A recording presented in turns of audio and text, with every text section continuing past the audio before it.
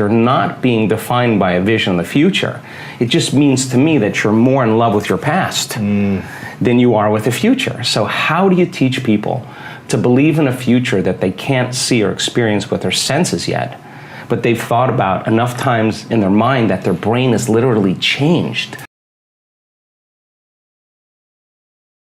So there's many different obstacles and resistances that come with a persistent disbelief that has been programmed over and over again. I mean, I don't watch television, but I've watched it because of what's happening in the world. And I am so insulted by television commercials. I can't believe people would sit there and allow that information to program them, some drug to make them feel a certain way, some look, some whatever.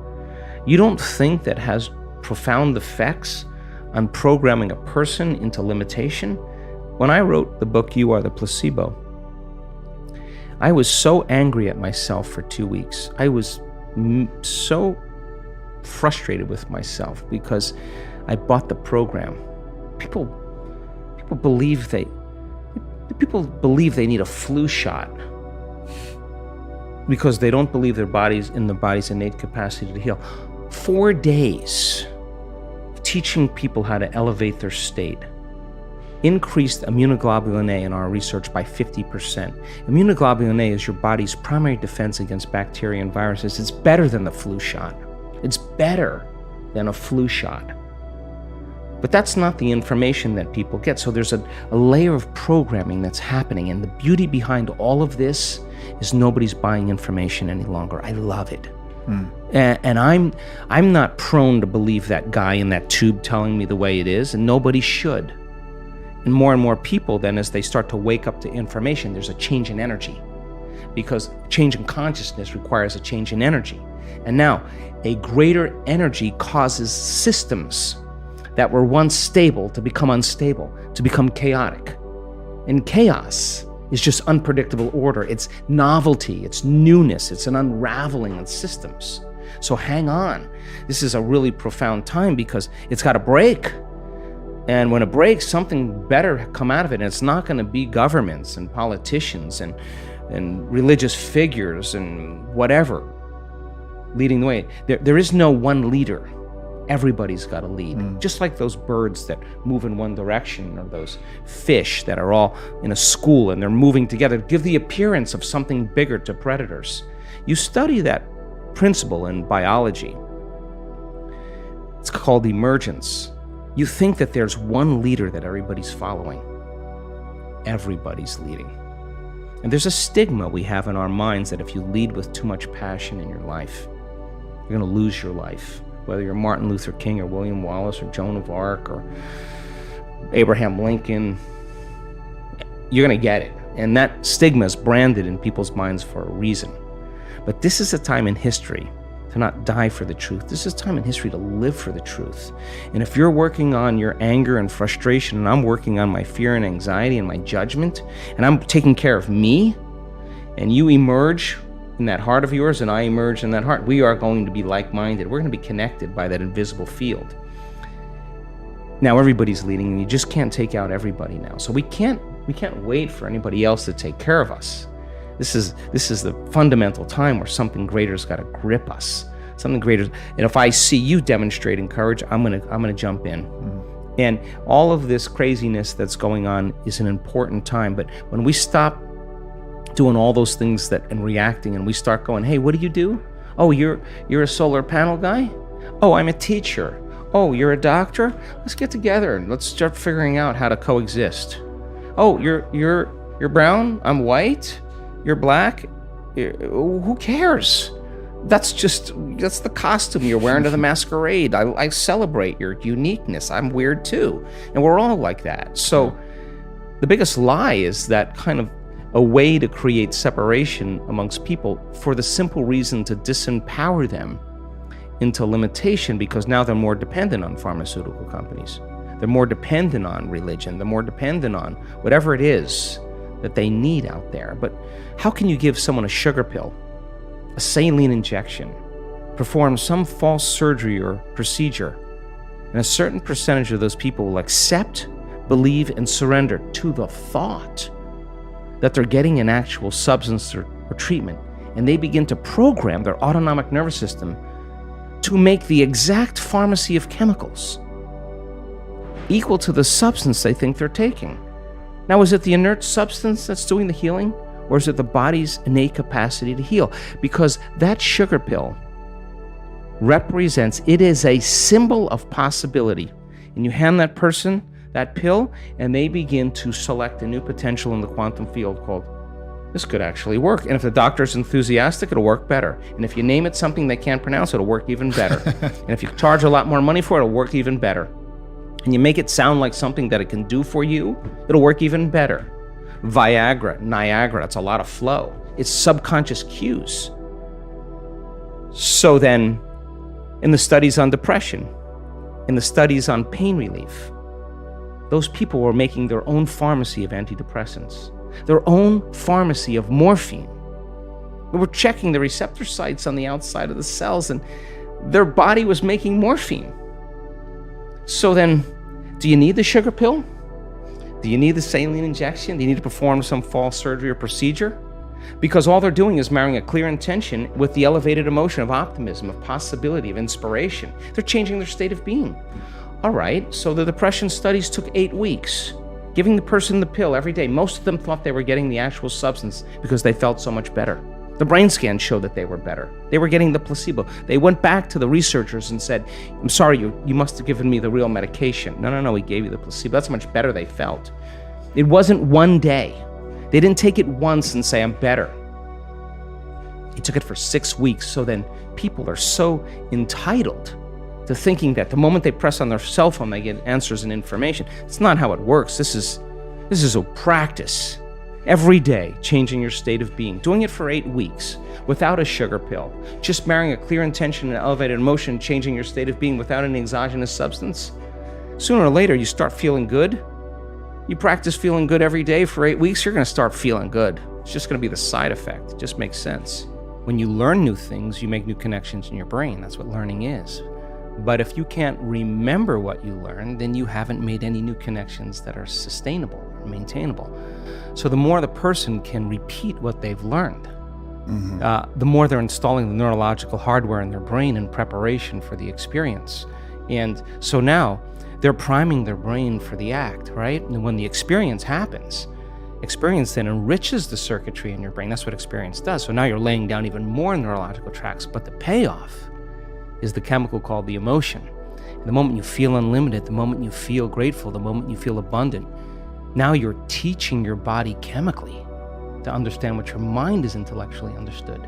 So knowledge is for the mind and experiences for the body. And now we're embodying the truth of that philosophy. And we're literally signaling new genes in new ways and changing our future, or changing our genetic future.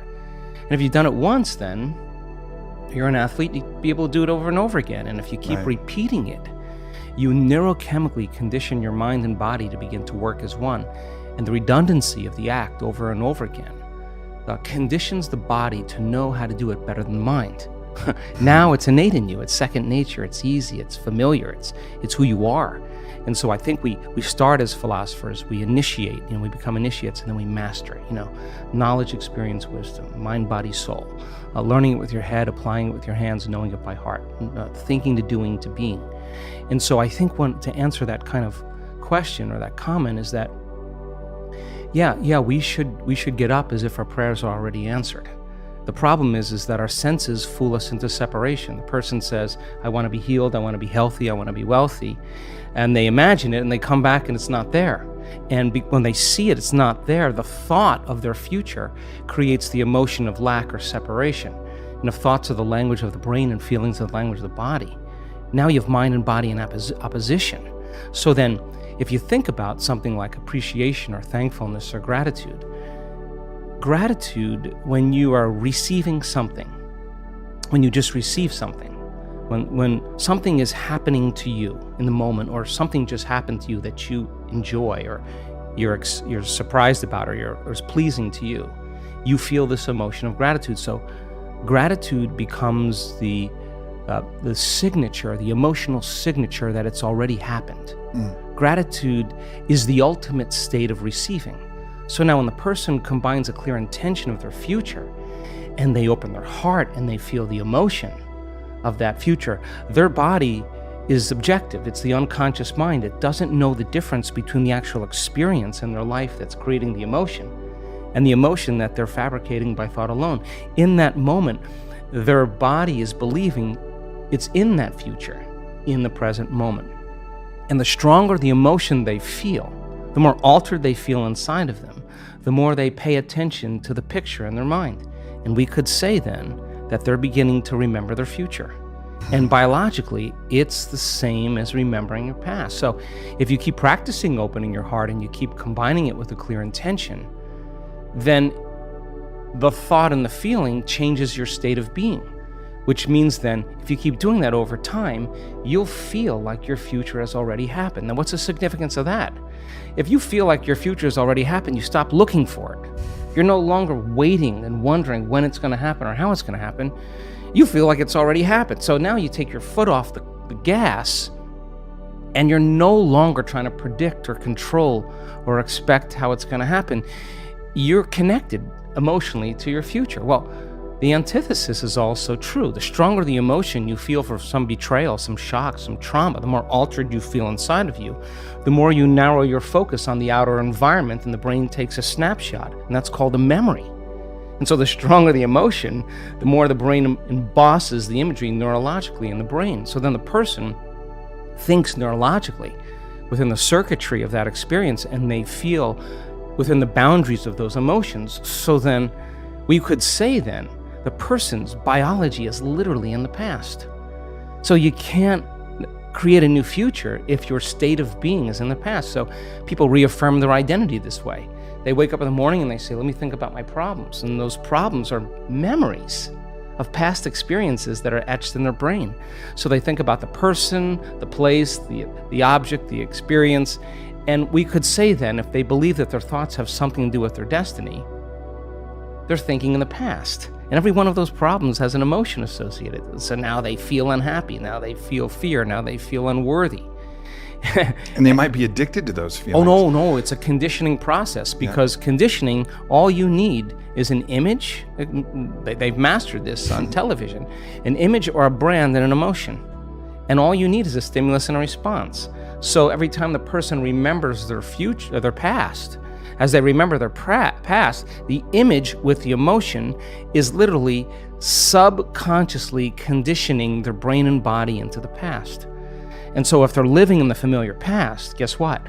They're going to predict the next future. They're going to want to be able to predict their future. So because that's the known. So that there's only one place where the unknown exists, and that's the present moment. When you begin to create from the field instead of from matter, the only way you can do that is you have to learn how to take all of your attention off your body and become a nobody.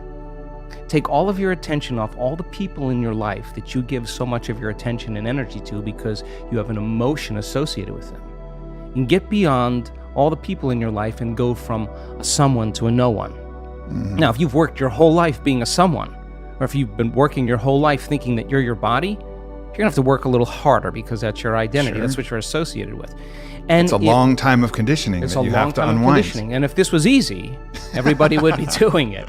So then you have to go get beyond all the things in your life, your cell phone, your computer, your car, and literally go from something to nothing. You have to take all your attention off the place you work, the place you live, the place you need to be, the place you're sitting, and go from somewhere to nowhere.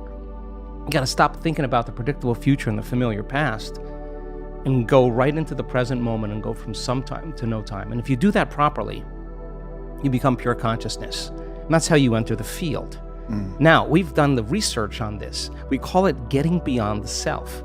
Now, once you are pure consciousness, you're taking all of your attention off this three-dimensional reality. Now, where you place your attention is where you place your energy. So if you've taken all of your attention off of everything material, there's only one place you're going to wind up, and that is the immaterial realm called the quantum field, an invisible field of energy that unifies and connects everything material.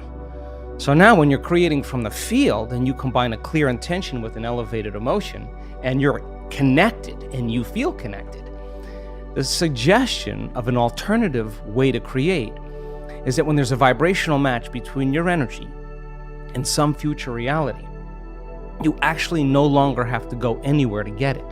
You're actually the vortex, and you will collapse space and time and draw the experience to you. Now that, to me, is a lot more fun